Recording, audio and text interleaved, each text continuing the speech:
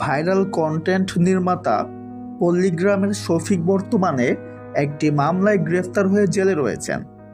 তার গ্রেপ্তারের খবরে সামাজিক মাধ্যমে আলোড়ন তৈরি হয়। এই পরিস্থিতিতে শফিকের পরিবারের খোঁজ নিতে চমকপ্রদভাবে তার বাড়িতে পৌঁছালেন টলিউড অভিনেতা দেব। দেব জানান, আমি শফিকের কিছু ভিডিও দেখেছি।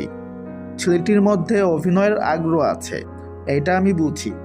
বর্তমান পরিস্থিতিতে ওর পরিবার যেন একা না থাকে, তাই আমি খোঁজ নিতে এসেছি। শফিকের মা এ সময় চোখের জল ধরে রাখতে পারেননি।